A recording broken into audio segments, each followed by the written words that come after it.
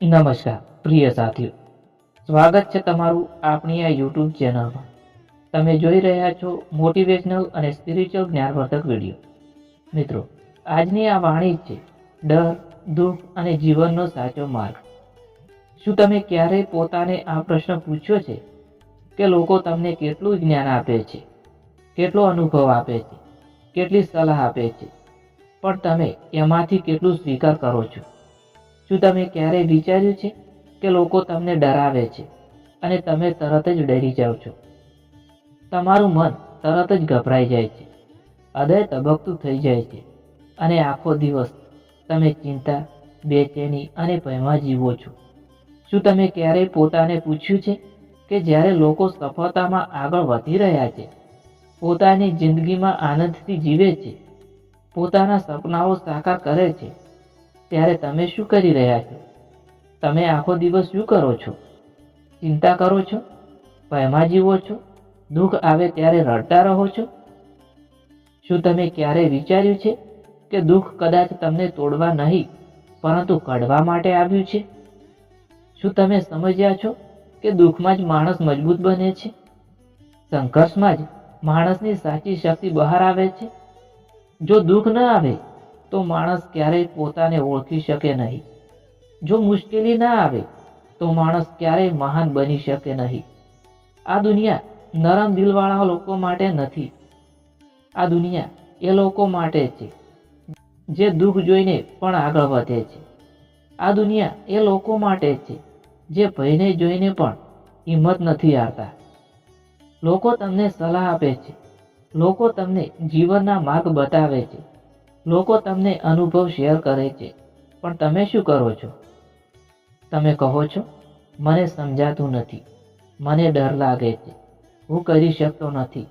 આ શબ્દો તમારા નથી, આ શબ્દો તમારા આત્માના નથી, આ શબ્દો તમારા ભયના છે. ભય તમારો સૌથી મોટો શત્રુ છે. ચિંતા તમારી જેલ છે, બેચેની તમારી સાંકળ છે અને તમે પોતે જ તમારી જિંદગીમાં કેદી બની ગયા છો. લોકો આગળ વધે છે, લોકો મહેનત કરે છે, લોકો નિષ્ફળ જાય છે, ફરી ઊભા થાય છે, ફરી પડે છે અને ફરી લડે છે અને અંતે સફળ બને છે. અને તમે પ્રયત્ન કરતા પહેલા જ હારી જાઓ છો, કારણ કે તમે પ્રયત્ન કરતા પહેલા જ ડરી જાઓ છો. જીવનમાં સૌથી મોટો દુશ્મન કોઈ માણસ નથી. સૌથી મોટો દુશ્મન તમારો પોતાનો ભય છે. સૌથી મોટો શત્રુ તમારી પોતાની શંકા છે. સૌથી મોટી જેલ તમારું પોતાનું મન છે. જ્યારે દુઃખ આવે છે ત્યારે તમે રડતા રહો છો. જ્યારે સમસ્યા આવે છે ત્યારે તમે ભાગી જવા માંગો છો. જ્યારે જીવન તમને પડકારે છે ત્યારે તમે છુપાઈ જવા માંગો છો. પણ એ જ સમય છે જ્યારે માણસ કડાય છે. લોખંડ આગમાં જાય ત્યારે તલવાર બને છે. માનવ દુઃખમાં જાય ત્યારે મહાન બને છે.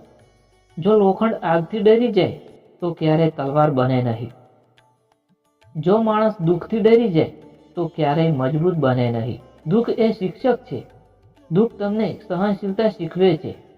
દુઃખ તમને ધીરજ રાખતા શીખવે છે. દુઃખ તમને આત્મવિશ્વાસ શીખવે છે.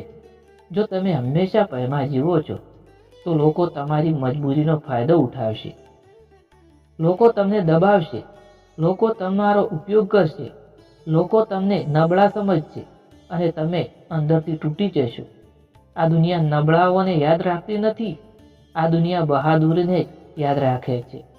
ઇતિહાસમાં માત્ર તે લોકોનું નામ લખાય છે જેઓએ દુઃખ, ભય અને સંઘર્ષ સામે માથું ઊંચું રાખ્યું. તમે શું વિચારો છો કે જો તમે ડરતા રહેશો તો લોકો તમને સમજી લેશે, કે લોકો તમને સહાનુભૂતિ આપશે? નહીં. દુનિયા માત્ર પરિણામ જુએ છે. દુનિયા માત્ર સફળતા જુએ છે. દુનિયા માત્ર હિંમત જુએ છે. જો તમે હિંમત નહીં રાખો તો દુનિયા તમને ક્યારેય ગંભીરતાથી નહીં લે. જો તમે વિશ્વાસ નહીં રાખો તો દુનિયા તમને ક્યારેય માન નહીં આપે. જીવન એક યુદ્ધ છે મિત્રો. દરેક દિવસ એક પરીક્ષા છે. દરેક ક્ષણ એક નિર્ણય છે. તમે નક્કી કરો છો કે તમે ભયમાં જીવો છો કે હિંમતમાં. ઘણા લોકો આખું જીવન ચિંતા કરવામાં બગાડી દે છે. ઘણા લોકો આખું જીવન ભયમાં જીવવામાં પસાર કરે છે.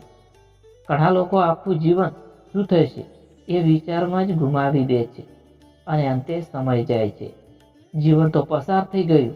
જો તમે આજે હિંમત નહીં કરો તો કાલે તમે પોતાને માફ નહીં કરી શકો. જો તમે આજે આગળ નહીં વધો તો કાલે તમને પસ્તાવો થશે.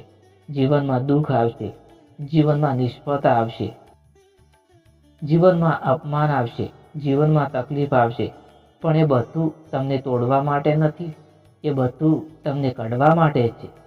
જીવન તમને રોજ એક પ્રશ્ન પૂછે છે, તમે ડરશો કે આગળ વધશો? દરેક સવાર તમને એક તક આપે છે, તમે પછાત રહેશો કે સંઘર્ષ કરશો? દરેક રાત તમને એક સત્ય બતાવે છે, તમે આજે શું શીખ્યા? પરંતુ મોટા ભાગના લોકો શીખવા કરતાં ડરવાનું વધારે પસંદ કરે છે. તમે ક્યારે ધ્યાન આપ્યું છે, જ્યારે કોઈ વ્યક્તિ સફળ બને છે, લોકો કહે છે કે તે નસીબદાર હતો, પણ કોઈ નથી કહેતો કે તેણે કેટલો ડર જીત્યો, કેટલું દુઃખ સહન કર્યું, કેટલા દિવસો અંધકારમાં પસાર કર્યા. સફળતા બહારથી ચમકતી દેખાય છે, પણ અંદરથી તે લોહી, પસીનો અને આંસુઓની બનેલી હોય છે. જો તમે આજે ભયમાં જીવો છો તો તમે તમારા ભવિષ્યને ચોરી રહ્યા છો. દરેક દિવસ જે તમે ડરમાં બગાડો છો તે દિવસ તમારી જિંદગીમાંથી ઓછો થઈ જાય છે. સમય પાછો નથી આવતો, તક પાછી નથી આવતી, જીવન બીજી વખત નથી મળતું. તમારું મન તમને કહે છે, રહો સુરક્ષિત, જોખમ ન લો, આગળ ન વધો, પણ તમારો આત્મા તમને કહે છે, ઉડો, લડો, સંઘર્ષ કરો અને આગળ વધો. મન તમને કેદમાં રાખવા માંગે છે, આત્મા તમને મુક્ત કરવા માંગે છે. ઘણા લોકો આખું જીવન મનની વાત સાંભળે છે અને બહુ ઓછા લોકો આત્માની વાત સાંભળે છે. અને યાદ રાખો, જે આત્માની વાત સાંભળે છે એ જ ઇતિહાસ બનાવે છે.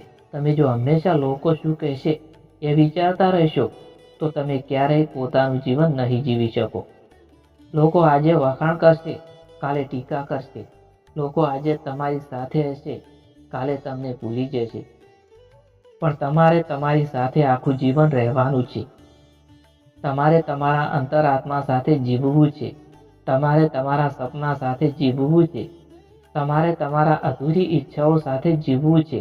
દુઃખ આવે ત્યારે રડવું સ્વાભાવિક છે, ભય લાગે ત્યારે ગભરાવવું સ્વાભાવિક છે, પણ દુઃખમાં અટકી જવું, એ ભયમાં બંધાઈ જવું એ કમજોરી છે. કમજોરી માણસને તોડી નાખે છે, હિંમત માણસને ઊભો કરે છે, સંઘર્ષ માણસને કઢે છે. દરેક મહાન માણસ પહેલા સામાન્ય હતો, દરેક વિજેતા પહેલા હાર્યો હતો, દરેક વિદ્વાન પહેલા અજાણ્યો હતો.